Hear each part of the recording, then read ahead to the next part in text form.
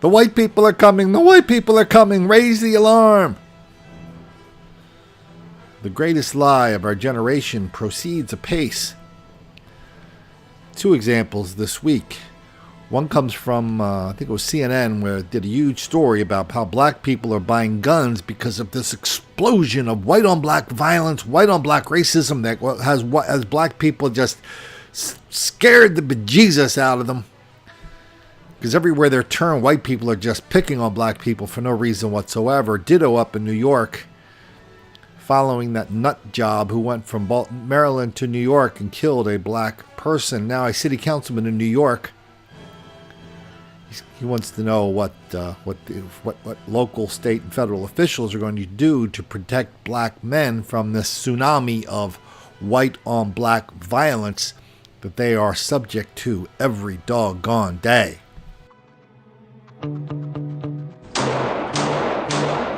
I'd be lying to you if I said Donald Trump hasn't affected our numbers. They've jumped off the roof.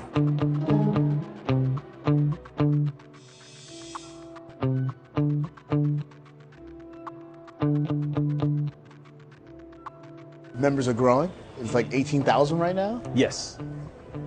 There's really a confluence of things that are going on. Of course, we know there was the election that happened last year. We've seen incidents of police shootings. We've seen incidents of people that were attacked by supporters of a certain presidential candidate. And, people are worried out there. I think the election of Donald Trump just kind of came at a time where people have a heightened awareness for personal safety.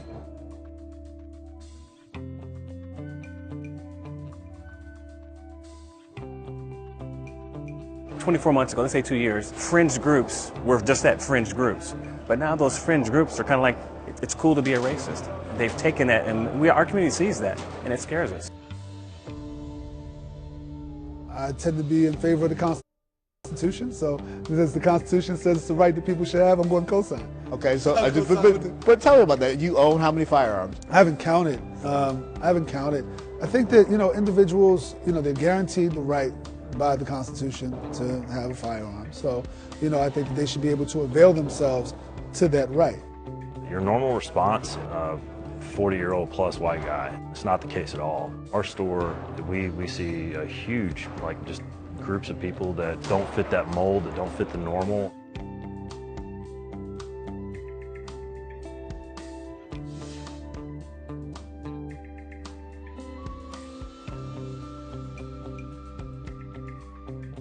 I won't necessarily say that the election of Donald Trump individually is the impetus for it, but it's almost like the perfect storm, right? It's like, you've had a lot of individuals that have been the victim of, violent acts. Donald Trump is essentially the cherry, on top of the ice cream sundae. Hate has exploded in the wake of President Trump's election to office. There have been far too many racist threats, plotting, and acts of violence. White supremacists are feeling free to lash out at anyone unlike them. A Trump administration has seemingly opened a Pandora's box. Almost every group has been targeted. Jewish people, immigrants, Muslims, LGBT,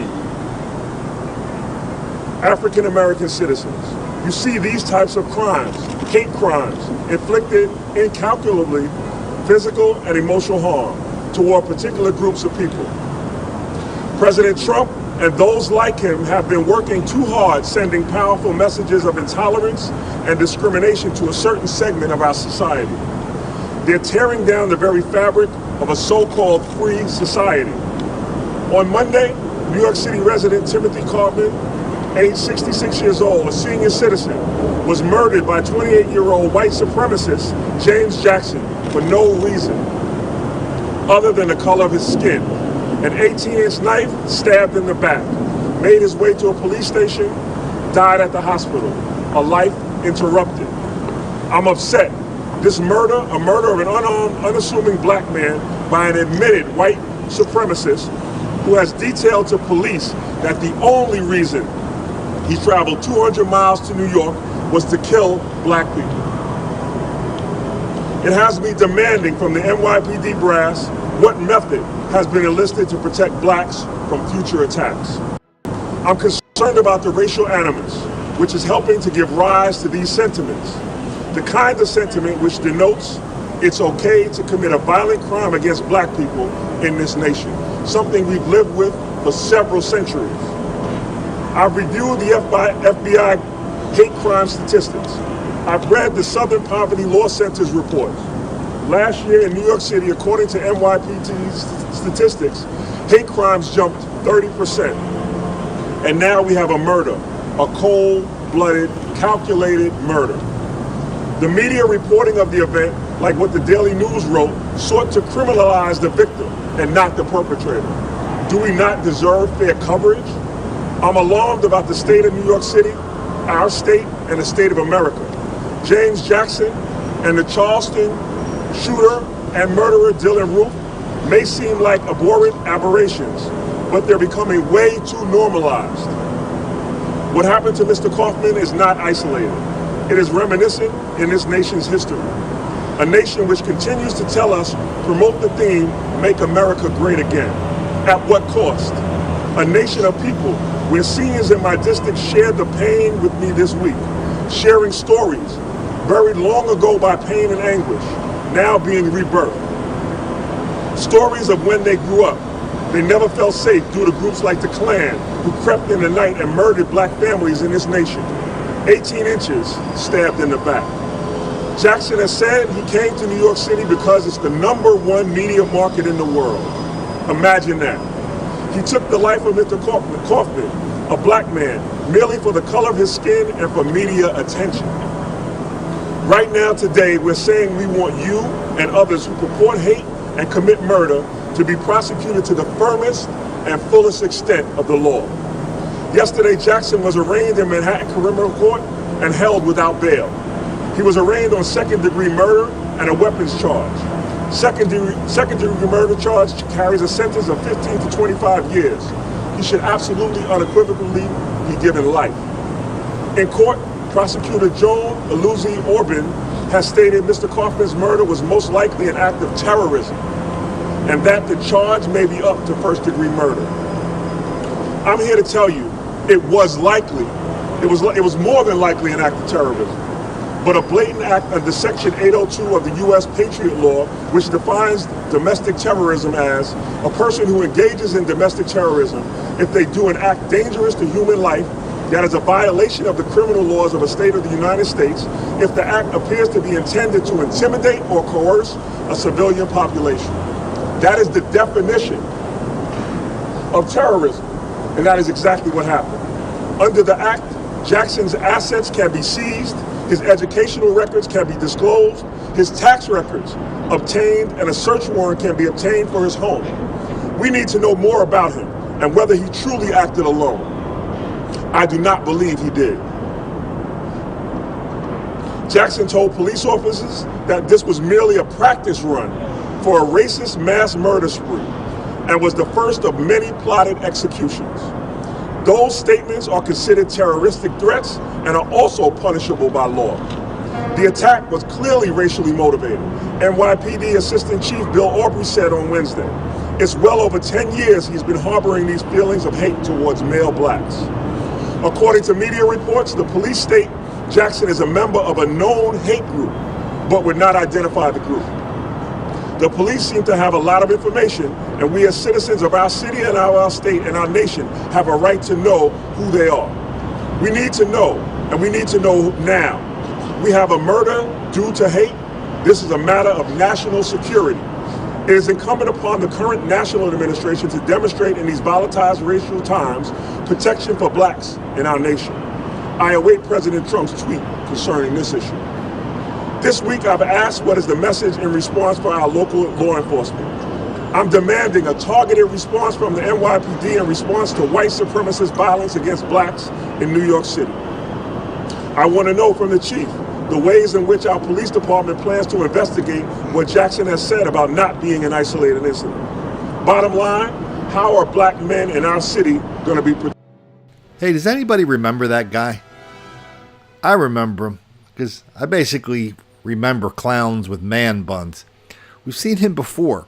He was at a forum in New York, and I did a longer video on it, but we're going to I'll just show you a recap. I'll just show you the other video I did on it, where he's on a platform with 5 people, and they're talking about gentrification in Brooklyn and the Bronx, and they figured out something even worse than Trump people back then. The worst thing that could happen was a white couple with a stroller was walking down your neighborhood. That was proof positive of the end of existence, apocalypse, because that proved the neighborhood was being gentrified. And of course, if you saw a jogger going through your neighborhood, that was even 100 times worse.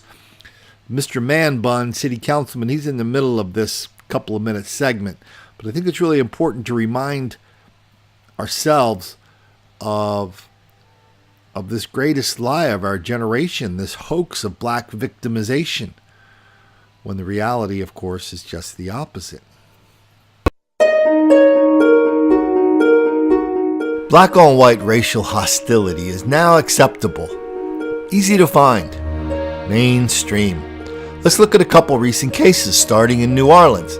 Now, in New Orleans, a church, a white church, they call it, wants to build a community center in the middle of a black neighborhood.